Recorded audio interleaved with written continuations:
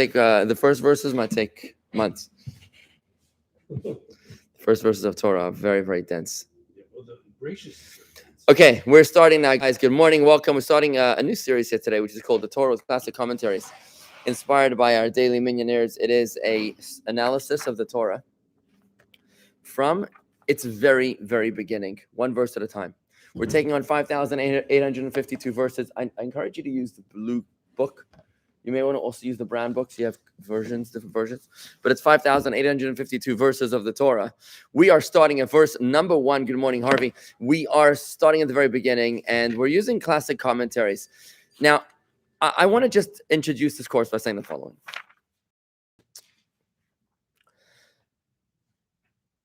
There are verses in Torah which we will be moving through much, much, much quicker.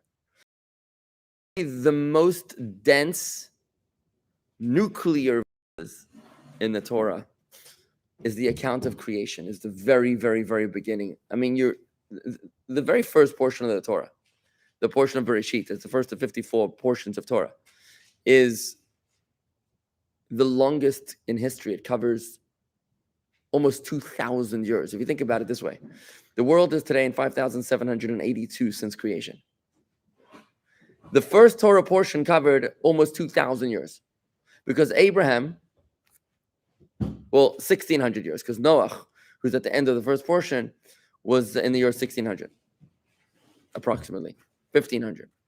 So if the first 1,500 years were covered in the first portion, it's got the most content, especially when you go from 0 to 1, when you go from non-existence to creation, there's a tremendous amount of material there. So let's just start at the very beginning and see how this goes. Bit of an experiment here, so we'll see what happens. Good morning, Marty Knopf, Terry Zweig, and Winston, and Harvey as well. The Torah begins with a verse, Bereshit, bara Elohim, et hashamayim v'et haaretz. In the beginning, God created the heavens and the earth.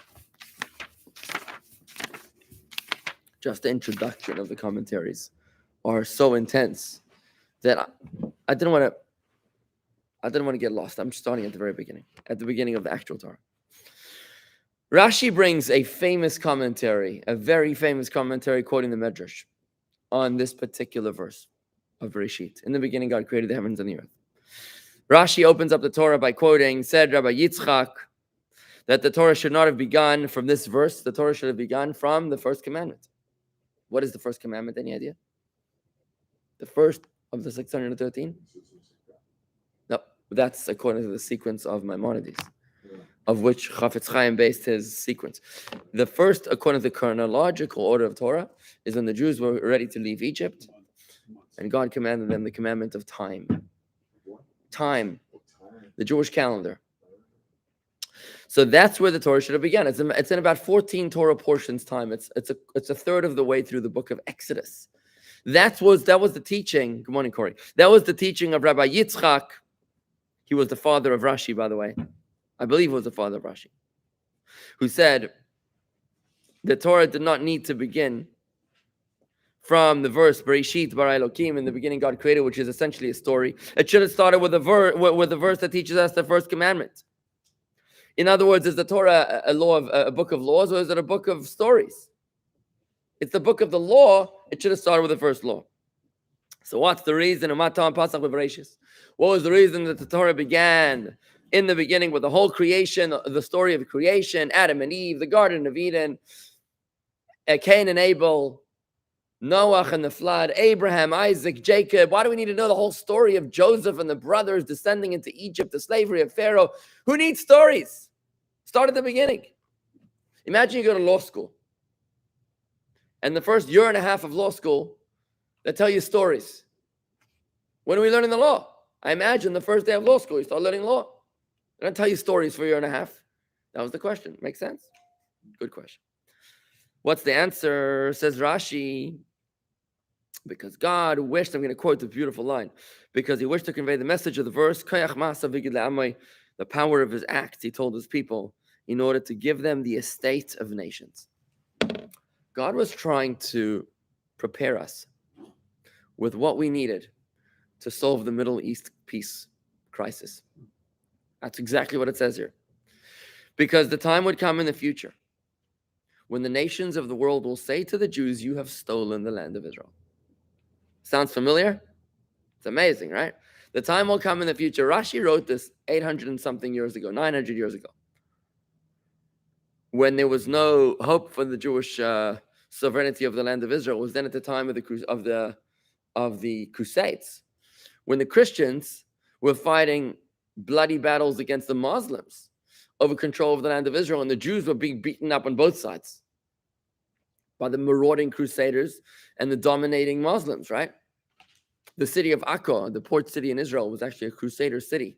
You can still today visit the Crusader tunnels at the bottom, underneath the subterranean tunnels of Akko, which is the time when the Crusaders ruled over the land of Israel. Yet 900 years ago, Rashi foresaw the time in the future when the Jews would control the land of Israel, and the nations of the world would deny us the privilege of peace upon the land. They would claim that we stole the land, and that's the reason why the Torah begins with this verse. Why? With this story. So that if the nations of the world will say to Israel, you are robbers, for you conquered for yourselves the lands of the 7 Canaanite nations. You stole the land from the 7 Canaanite nations. Israel will say to them, the whole world belongs to God. How do I know? The whole story is in the Torah. God created the whole world. He took it away from whom he wanted, and he gave it to whomever he wanted. And that's why we have the promise in Torah to Abraham that God says, to you and your descendants, I will give the land of Israel. That's the reason why the Torah begins from the very beginning with the account of creation to solve the Middle East crisis, for us to be able to have what to say to the United Nations. Israel will say to them, the whole world belongs to the Holy One, blessed be He. He created it, and He gave it to the one who was proper in His eyes. By His wish, He gave it to them, to the 7 nations, and by His wish, He took it from them, and He gave it to us. Now, this is the homiletical comment of the sages that Rashi wrote in his commentary. Makes sense so far? You're okay with that, Rob? Sounds pretty good so far, right? Good. Okay, so let's see what happens now. Comes Ramban. Ramban is also about 800 years ago. Comes Ramban and he comments on this very famous opening comment of Rashi.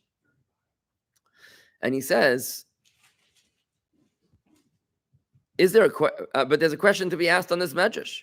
For there is, in fact, great need to begin the Torah with the story of creation. But before we get into the Ramban, just a quick comment over here. Just a quick comment. It's important for us to understand, to know how to respond to the nations of the world. You know, when the nations of the world tell us that we have stolen the land, when we hear reading the newspaper or on the television, we hear about how the Jews have no right to the land of Israel. You have to realize that this is all by divine design. You know, instead of shooting the messenger, the anti-Semites, and we say anti-Semites are evil, you have to realize anti-Semites were anti-Semites before they were even born. God created them to be anti-Semites. Why? So that you should learn to believe in yourself and your right to exist. Without anti-Semites at the United Nations, we might not know that our claim to the land is because of God. We might think that we're just Israelis. For us to have the Jewish pride of knowing that we're not just Israelis, but that we're Jews, that we're a holy nation, a nation set apart, a nation set apart that's not counted among the nations, a nation that dances to the beat of a different drum. That is because of the anti-Semites. So it was by divine design. This is a very transformative concept. Rob, you understand this idea? So in other words, the whole Torah, the first book and a half of the Torah, was in order to set the stage for the anti-Semites so that we would have what to answer them. So when you get interviewed by CNN and they say, Berger here or Wasserstrom, what is your response to the Arabs that claim that you stole the land? You say, well, they attacked us first, so we attacked them back. Or you say, well, look at all the microchips that we've invented, Intel, and we created cell phone technology and voicemails and all those lovely emails that go viral about how valuable the Jews are, so you should keep us, or you should at least tolerate us. None of those answers are correct. The only answer that we can say to the nations of the world that holds any water is to say that God created the world. How do we know this? Because it's in the most popular book in the history of the world. God created the world. And he makes all the decisions. He chose who to take it away from and who to give it to. It's like a deed. It's like a deed. That's exactly right. You know, there's a beautiful story you remind me of, Rob. Ben Gurion.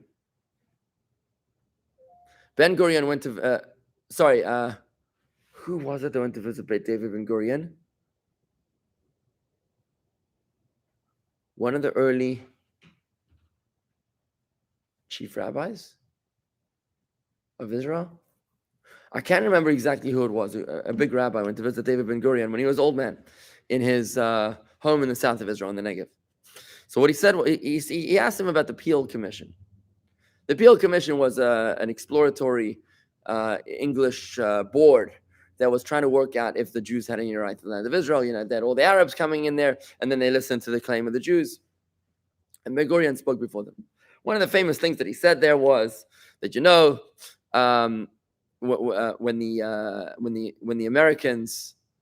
when America was discovered by Columbus on the Mayflower, right? Santa Maria, Santa something else, and the Santa Maria. So who was the Mayflower? That's it. Oh, that was it. Okay, fine. So when I thought it was the Nina Pinta and Santa Maria. No, the Mayflower was the Pilgrims. Pilgrims, right? So he asked, do you know what they wore on the Mayflower?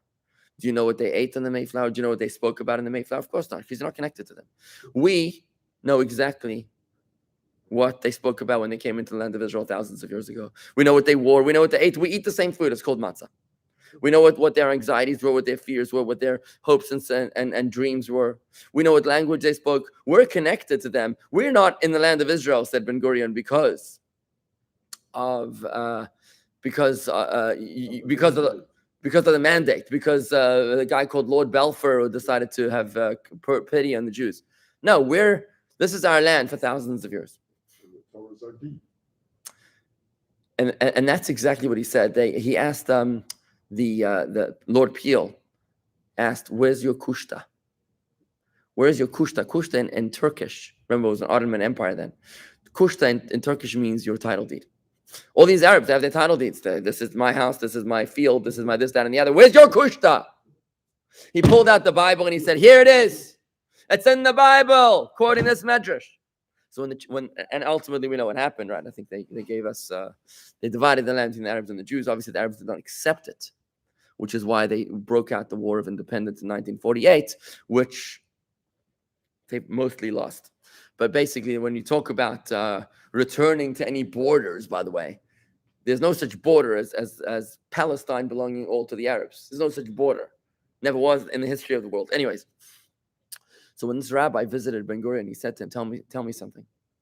If you were in court and somebody asked you for your title deed to a piece of land, and you delivered the title deed, but it was ripped to shreds, would that be accepted? What do you think? If your title deed was like 1 million pieces, you're like, here. You throw the shredded document, you throw it on the floor of the court. Okay, and how many of you could read it, but it was crumpled and brown and dirty and disgusting? You could probably said this rabbi to Ben Gurion, I forget which rabbi it was. He said, if Yara Kushta is indeed the Torah, well said. But what happens if we trample the Torah? We disgrace the Torah, we ignore the Torah, we abuse her.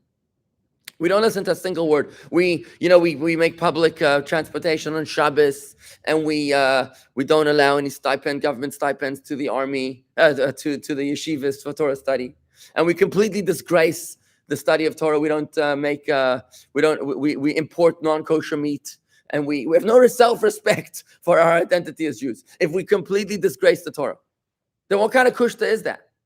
It was spoken with words of respect in that context. But it's just something for us to consider as we so passionately stand up with our Jewish nationalism. We say, Israel, AIPAC, FIDF, right? All these organizations, and we stand up proudly against anti-Semitism. We literally shoot in the messenger. This is exactly what we're doing. We shoot in the messenger. Whereas we're ignoring our own responsibility. We're saying it's your fault that we don't have land of Israel, instead of taking responsibility and saying it's my fault. Because I don't have the right. We don't deserve the land of Israel. Don't blame God's messengers when God sends a bulldozer to throw you out of the land. Don't shoot the bulldozer. Right? Take a look at how Ramban examines this idea deeper. Ramban examines this question. He says like this. Look, he says to Rashi's question about why the Torah, about the redundancy of the stories of the Torah. He says, I think it's actually quite important to know that there is that the Torah begins with Bereshit bara Elokim. In the beginning, God created. Because someone that doesn't believe in creation but thinks that the world has existed eternally without beginning denies the main principle of Judaism and has no connection to Torah at all. So I would think it's important to know that God created the world, says Nachmanides. Rabbi. He says, I think it's important. You can't say, well, it's not important. Just start with the first mitzvah. We need to know who's in charge here. We need to know who created the world. It's the foundation of Torah. You know what it's like? It's like a title company. Right. You know, when you buy a piece of land, before the title company will insure it, it goes back and it looks at the history and it makes sure that every transaction follows, that there was no deed or mortgage that went outside the title, outside the chain that could screw it up. So it's like what the Torah is, in a sense. It's your chain of title. There is a major difference. Title is universally accepted. Non-Jews don't believe in the Torah. They do, actually. Non-Jews do believe in the Torah. Okay. Of course they do. It's the most popular book. Books. Yeah, they believe. That's why you have the Old Testament. Take a look at this idea, guys. See, here goes the idea, right? So Nachmanides says it's important to know who the author is. We needed to know that. But what he's about to answer is like this. He says, look, we could have known the authorship of God from the 10 Commandments. It says over there, observe the Shabbos day, because God created the world in 6 days. And that would have been enough. Then I would have known who the author of the Torah is. There's a deeper reason why the Torah needs to tell us all of these lengthy stories. I'm going to read you the answer here. The answer is like this. Since the account of creation is a deep mystery, which in any case cannot be understood from really reading the verses, and cannot be known with clarity except through the knowledge of the tradition that goes back to that which our teacher Moses heard from the mouth of the Almighty. In other words, it's impossible for us to properly plumb the depths of the intent of these intense verses of Torah. Right? Therefore, Rabbi Yitzchak said that there was no need for the starting portion of the Torah to include in the beginning God created, which is one of the deepest concepts in existence. It's impossible for us to ever properly understand that. Or the account of what was created out of nothing on the first day and what was made on the second day and the other days. We didn't need to know the lengthy narrative about Adam and Eve and their sin and punishment, or the story of the Garden of Eden and Adam's banishment. For all of this cannot be properly understood from merely reading the verses. So why was it included? These are profoundly deep stories. All the more so is this true for the story of the generation of the flood and the generation of the dispersion, the Tower of Babylon, which are not of such great necessity for theological purposes. It would have sufficed for the people of the Torah without these verses, and they would believe in the general statement mentioned concerning 6 days of creation in the 10 Commandments. It says, "For in 6 days that God made the heavens and the earth, the sea, and all that's in them, and He rested on the seventh day." That would have been enough for us to know who God is and that He's the boss. And the specific knowledge of the 6-day creation could have been left for the unique individuals among them to ponder as a law given from Moses from Sinai, together with the rest of the oral Torah. We could have understood the depths, or as much as we can of the depths, from the oral Torah. Why does this need to be included in the written Torah? That's how Nachmanides understands the question. And here comes the answer. And that's why we need the answer of Rabbi Yitzchak to say that it's got to do with the Middle East crisis. Rabbi Yitzchak gave a reason for this inclusion in the account of creation in the Torah. He explains why the Torah started within the beginning God created. And he recounted the entire matter of creation until the creation of man, and the fact that He gave man dominion over his handiwork and placed everything under his feet. Right? That was the mandate to man, that you were commanded to take control over the entirety of the universe and use it to serve God. And that the Garden of Eden, which is the choicest of places created in this world, became the foundation of his dwelling. How long did man live in the Garden of Eden? Until his sin drove him from there. And that's the key here. Until his sin drove him from there. And the same thing happened in the next story. The men of the generation of Noah in the flood. In their sins, they lived in this beautiful world until their sins drove them from this world altogether. And how only the most righteous man, Noah, amongst them survived, together with his children. And then we learn the account of his offspring whose sins caused them to scatter to many different places. That's the generation of the dispersion. To be dispersed among many different lands and languages. And they took possession of various places by their families and according to their nations, in accordance to whatever became available to them. The Torah recalls all of this in order to teach us that because all this is so, it is fitting that if a nation should sin yet again, it should be removed from its place of settlement, and that God should bring another nation to take possession of that land. That is the meaning of the teaching of Rav Yitzchak, of why it is that the Torah begins with the stories of creation, to teach us that you only were given the right to settle if you observe the commandments of God. But the moment that you abandon the commandments of God, you'll be banished. Adam from the Garden of Eden, the residents of the flood from this world, the residents of this dispersion of the Tower of Babel from their place. And only the righteous were able to be given their place. But if you, on a personal, national, or global level, will reject the Torah, the commandment of God, then you too are going to be kicked out. It's a matter of time.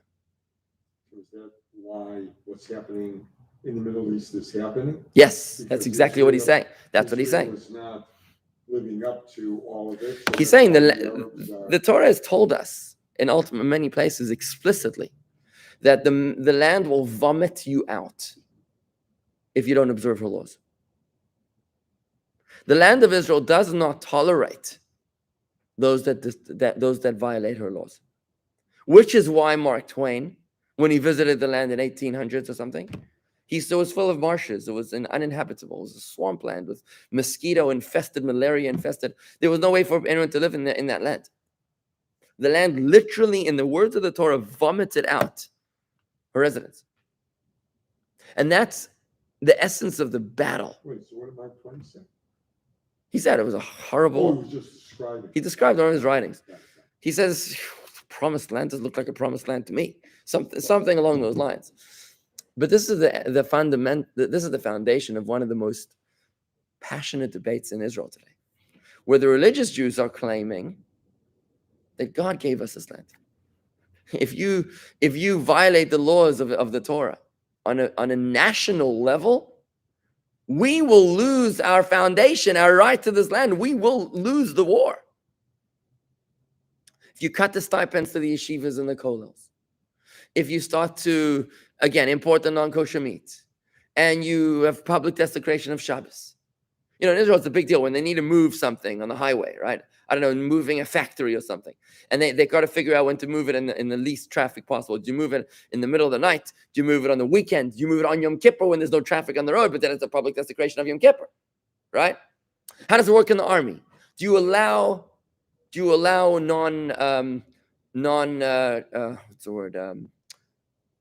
non-traditional conversions, right? Do you allow any denomination of Judaism just because they claim to be a denomination of Judaism? So you have Orthodox, right? And now you have conservative because they claim they're conservative. Okay. So then you have Reform because they claim they're Reform. What about, they want to have this section of the wall, right? The conservative or the Reform section of the wall. I claim, why don't we have a Jews for Judaism section of the wall? Why don't we have a Jews for Jesus? Let's make a Jews for Jesus section of the wall because they are Jews. They claim they believe in Jesus. We should make an official thing, Jews for Jesus. In other words, why are you so racist, you Reform Jews, that you believe that this is the line and not there? Maybe they're just because they're left of you. Does that mean that they're not good? Like what's wrong with that? Why don't we, if there's Jews that believe in human sacrifice, we should have Jews of human sacrifice section of the wall. Do you know what I mean? Obviously, I'm exaggerating here. Or Satanist Jews, like why not? In other words, where do you draw the line? So if you become egalitarian to the point that you lose your identity, the observant Jews of Israel are crying out, we will lose our right to the land because our kushta, our title deed, we're tearing it to shreds. You're making it illegible. How about if you bring a title deed to court and the judge reads the title deed and he sees that you violated every single statute in that title deed, except for one that says this land belongs to Joe Schmo, right? But every other statute, you shall not do this on the property, you shall not do that on the property, this is not allowed, that's not allowed, and every single thing you violated, except for the one thing of here that says it's yours. Would the judge accept that? Probably not, right? That's what they're arguing. Then come the secular Jews and they say, well, we don't want to believe in God. No, we're Israelis, we're not Jews. We fought to this land. We don't believe in miracles, right? So that's why we have the Torah. The Torah says, listen, guys, if you delude yourself to think that you're somehow stronger than the Goyim, you're not. You're outnumbered. You're outgunned. They're stronger than you. They're bigger than you. They're more vicious, violent, and malicious than you. Don't give me Baba Mises. This is a miracle.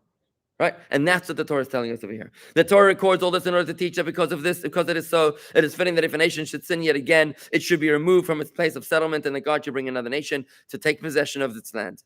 For this has been the law of God in the world for all time. And all the more so is this true, taking into account what is related in Scripture, that Canaan was cursed and sold as an eternal slave. That was last week's Torah portion of Noah. He was cursed. And it would be thus unbefitting for him to inherit the choicest of the inhabited lands in the world. That's why he was given Africa, because it wasn't the choicest of lands, right? Rather, the servants of God should inherit it, the offspring of Abraham, the one who loved him. This is the concept that is written in the verse. He gave them the lands of nations and inherited the Torah of his people so that they might safeguard his statutes and observe his teachings. Meaning that he drove out those who rebelled against him, and he placed those who served to dwell there instead, so that they should know that it is through the service of God that they inherited it, and that if they would sin to him, the land would disgorge them as it disgorged the nations that came before them. So if you look in the rest of history, the Jews came to the land of Israel. We came out of Egypt. We were doing fantastically well. We were observing the laws of God. Moses, Joshua, right? We had the prophet, the judges. I mean, relatively, we were doing well. Every time we sinned, we were beaten up and conquered by some nation. And then came some righteous judge that inspired us to do the right thing, and we got the land back. And there was like this yo-yo effect going on, this pendulum going on for hundreds of years, until we established, until the rise of King Saul and King David and King Solomon, that built our first temple. And we did very well for 410 years, until came Jeremiah, and he was like, listen, guys, you are so sinful. You've descended into such avarice. There's no way. God is not going to let you keep his land. He will destroy a temple. He'll send a nation from afar. And there were people who refused to listen. We learned about this recently. The people refused to listen. Guess what happened? That's exactly what happened. Gerald says, too much coffee. Slow down, pal. Sorry, Gerald. All right. The fact of the matter is that we were kicked out of the land by the Babylonians. And we were sent into a 70-year exile. Finally, we came back. The Persians sent us back, King Darius. And we got the land again. And once again, we descended into sinful idolatry. And the Greeks came and conquered us. Then came the Romans, and that was a bad one. When the Romans came, that was bad. We still haven't recovered from that blow. What do they say? History, the history teaches us that those who don't learn from history are doomed to repeat its lessons, right? Guys, we haven't been around for that long. It's not like we've been around for 500 million years. It's only been 5,782 years. It's not that complicated. It's only 131 generations. If you look at history, I mean, the definition of insanity is doing something different, expect the same thing and expecting different results. Every time we rebel against God, we lose the land. We get kicked out. It's about time we wake up. That is the reason why the Torah begins with this story, the account of creation. We would have known that God is the boss from the 10 Commandments, but we needed to know the stories of expulsion and inheritance, because it's that important. Because in 2021, when we struggle with our existence as Jews, and we think that the whole world is just being mean to us, they're mean-spirited, they're nasty. That's a Klippa approach to reality. It's judging the book by its cover. It's just superficial.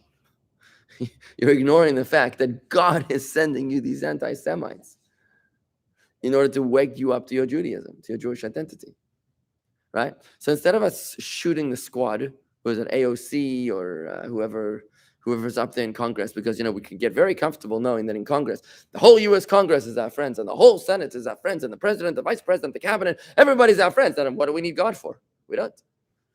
So God gives us a big wake-up call. Guess what? Do you think you can get a Muslim president of the United States? Absolutely, you can. You can get a fascist president of the United States. It could happen tomorrow. Literally. And yet, don't blame the fascist. Hashem tells us at the beginning of creation, I'm putting this into your Torah, into the Torah, that you should know from the very beginning of time that this is by divine design. I'm giving you these checks and balances.